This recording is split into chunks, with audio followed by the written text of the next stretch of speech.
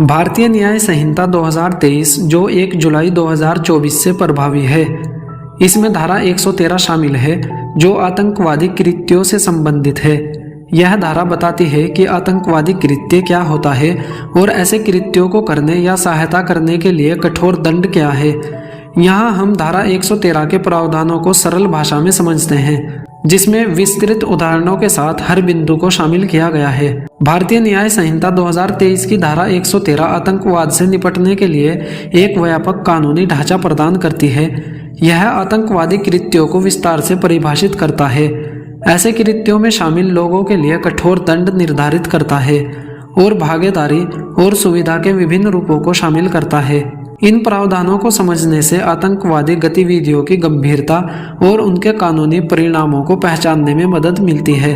धारा 113 आतंकवादी कृत्य को भारत की एकता, अखंडता, संप्रभुता, सुरक्षा या आर्थिक सुरक्षा को खतरे में डालने या खतरे में डालने के इरादे से की गई कार्यवाही के रूप में परिभाषित करती है। इसमें भारत या किसी विदेशी देश के लोगों में आतंक फैलाने के इरादे से की गई कार्यवाही भी शामिल है। इन कार्यवाहियों में बम, डायनामाइट, आग्नेयास्त्र या अन्य खतरनाक पदार्थों का उपयोग करके मृत्यु, चोट, संपत्ति को नुकसान पहुंचाना या आवश्यक सेवाओं में बाधा उत्पन्न करना शामिल हो सकता है।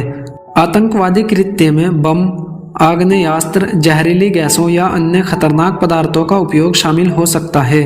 आतंकवादी कृत्य के मुख्य पहलू इस प्रकार है: लोगों को मौत या चोट पहुंचाना, संपत्ति को नुकसान पहुंचाना या नष्ट करना, पानी, बिजली या स्वास्थ्य सेवा जैसी आवश्यक सेवाओं को बाधित करना। उदाहरण इस प्रकार है: कोई समूह भीड़ भरे बाजार में बम लगाता है जिसका उद्देश्य अधिकतम हताहतों और दहशत का कारण बनना है। यह कार्यवाही धारा 113 के तहत आतंकवादी कृत्य है। भारत के आर्थिक स्थिरता को खतरा पहुंचाने वाली गतिविधियां जैसे कि नकली मुद्रा का उत्पादन या प्रचलन आतंकवादी कृत्य माने जाते हैं।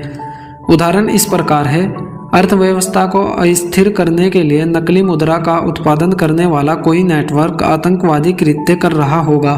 सार्वजनिक अधिकारों को निशाना बनाना, सार्वजनिक अधिकारियों को डराने या उन्हें मारने का प्रयास करने के लिए आपराधिक बल का उपयोग करना भी आतंकवादी कृत्य के रूप में वर्गीकृत किया जाता है। इसका उदाहरण इस प्रकार है: शासन को अस्थिर करने और भय पैदा करने के लिए किसी उच्च पदस्थ सरकारी अधिकारी की हत्या का प्रयास आतंकवादी कृत्य के रूप में योग्य है।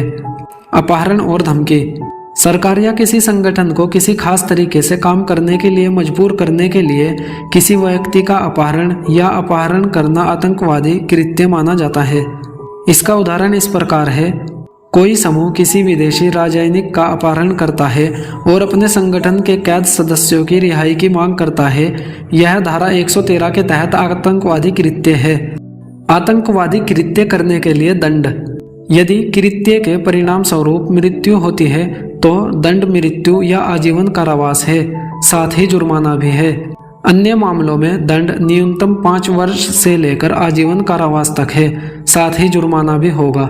आतंकवादी कृत्यों में सहायता करना और उन्हें बढ़ावा देना। नंबर 1, षड्यंत्र और सुविधा। कोई भी व्यक्ति जो आतंकवादी कृत्य की साजिश रचता है, प्रयास करता है, वकालत करता है या जानबूझकर सुविधा प्रदान करता है, उसे न्यूनतम 5 वर्ष कारावास, जिसे आजीवन कारावास तक बढ़ाया जा सकता है और जुर्माना भी लगाया जा सकता है। इसका उदाहरण इस प्रकार है: कोई व्यक्ति जो आतंकवादी हमले के लिए रसद सहायता प्रदान करता है, जैसे परिवहन या सुरक्षित घर, इस प्रावधान के तहत दंडनीय अपराध है। नंबर 2, प्रशिक्षण और भर्ती। आतंकवादी गतिविधियों में प्रशिक्षण के लिए शिविर आयोजित करना या ऐसे कृत्यों के लिए व्यक्तियों की भर्ती करना गंभीर दंड का कारण बनता है। इसका उदाहरण इस प्रकार है: बम बनाने की तकनीक के लिए प्रशिक्षण शिविर स्थापित करना धारा 113 के तहत दंडनीय अपराध है। नंबर 3, आतंकवादी संगठनों में सदस्यता। आतंकवादी कृत्यों में शामिल किसी संगठन का सदस्य होने पर कारावास की सजा हो सकती है, जो संभवतः आजीवन कारावास तक हो सकती है, साथ ही जुर्माना भी हो सकता है। इसका उदाहरण इस प्रकार है: विभिन्न शहरों में हमलों की योजना बनाने वाले आतंकवादी समूह के सदस्य के रूप में पहचाने जाने वाले व्यक्ति को कड़ी सजा का सामना करना पड़ेगा। नंबर 4, अपराधियों को शरण देना। आतंकवादी कृत्य करने वाले किसी व्यक्ति को शरण देना या छिपाना कम से कम 3 साल के कारावास की सजा देता है, जिसे आजीवन कारावास तक बढ़ाया जा सकता है। साथ ही जुर्माना भी हो सकता है। यह तब लागू नहीं होता है जब अपराधी के जीवन साथी द्वारा शरण दी जाती है। इसका उदाहरण इस प्रकार है, कानून प्रवर्तन से भाग रहे किसी आतंकवादी को आश्रय देना इस धारा के तहत दंडनीय अपराध है। नंबर 5, आतंकवादी संपत्ति रखना। जानबूझकर आतंकवादी कृत्यों के माध्यम से प्राप्त संपत्ति रखना कारावास की सजा हो सकती है, जो संभवतः आजीवन कारावास तक हो सकती है और जुर्माना भी हो सकता है। इसका उदाहरण इस प्रकार है, आतंकवादी हमले की आय से अर्जित संपत्ति के साथ पाए जाने वाले व्यक्ति पर इस प्रावधान के तहत मुकदमा चलाया जाएगा। कानून प्रवर्तन की भूमिका।